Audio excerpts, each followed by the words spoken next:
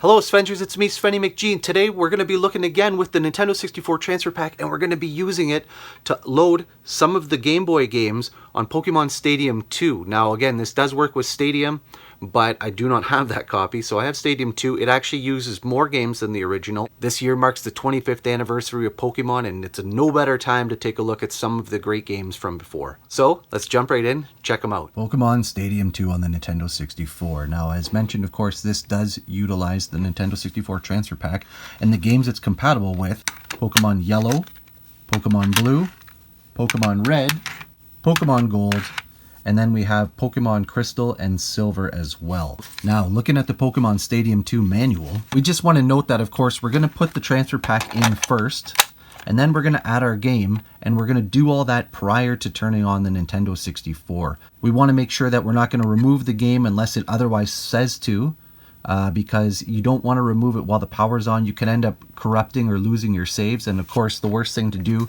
would be to power up some Pokemon here, get them big buff huge levels, and then go ahead, try use them in the game, and then when you go to play them again on the Game Boy itself, all the Pokemon are corrupted and you have to delete the files. So there's just some of the information there on that if you want to pause and have a read. And without any further delay, let's go ahead and check this out. Alright, so starting up with Pokemon Stadium 2, one of the things you'll see right away actually is it shows expansion pack found. So I do have the expansion pack in the Nintendo 64 console itself, obviously replacing the jumper pack. Now once you go past the main menu, here's where you're going to see we have one controller tethered in, kind of just float in there, but it'll say right there, make sure you turn off the system before applying in your transfer pack and any of the games. And you'll see this time with the transfer pack and gold installed, you can see it actually shows there is a cartridge there. Even if there isn't a save file, it does recognize a cartridge.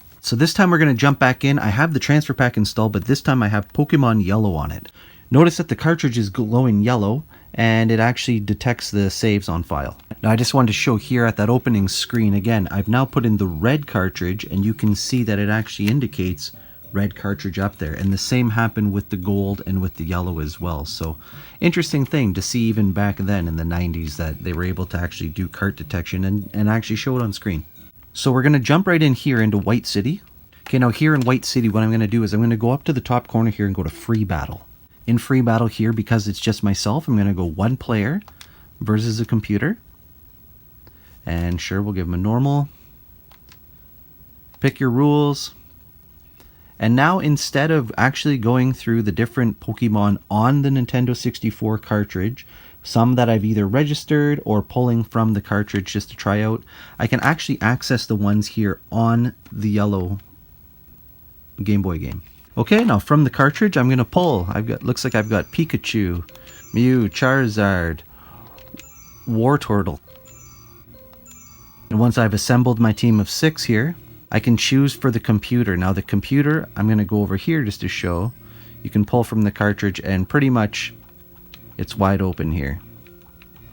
And there's my 6 for the computer. Again, I don't think I picked tanks here, but I don't really know my Pokemon that well. You load them up using the commands on there. I've got my 6.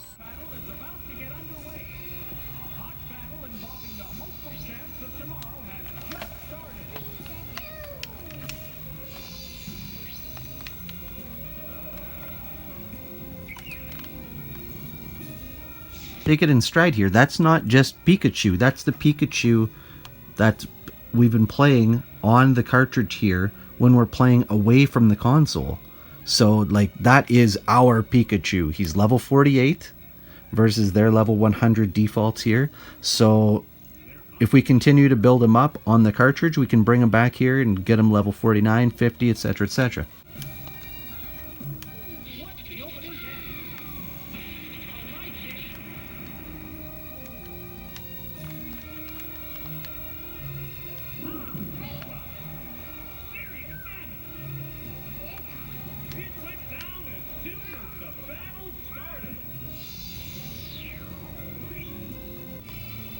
Now over here in the lab, here's where you can see I have the one game pack. If we had multiples, of course they'd come in 2, 3, 4. So you can use that PC to organize your items and your Pokemon. This one you can check them out in further detail. You can see on this cartridge, seen 128, caught 76, owned 61 of them. This first machine here, this is where you would actually go in for trading. Of course, we would use more than one game pack for that. Here's the Game Boy Tower. Going into the Game Boy Tower, you can see the difference here. We're gonna load from cartridge 1, yellow. Now, just a note before we boot it up, load little and load max. The manual here itself tells us load max, most of your game data will be loaded at once, providing the smoothest gameplay. Loading the data will take a while, but this is the best method if you're going to be playing for a long time. Loading little, of course, loads just a portion of the Game Boy game at first, and then new data will often load, such as when you meet a Pokemon. This is the best method if you just want to resave at the Pokemon Center. So I'm going to use the C button, I'm going to change it to load max, and we're going to start with that.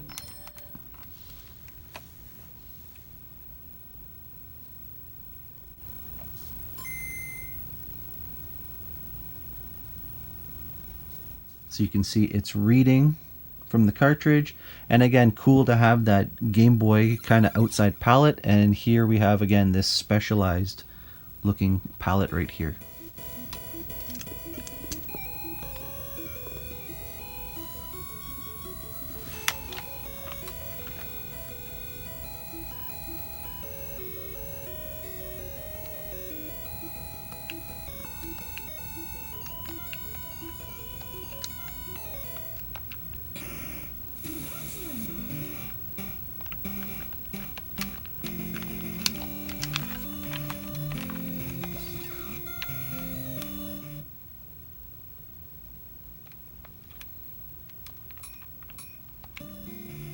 So now, just like the original game, I can go continue, I can jump right into that save, and here we go.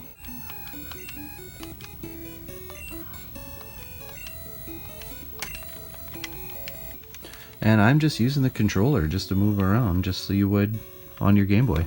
One thing that's cool is that they actually amped it up, so, you know, they have the different color palettes in here.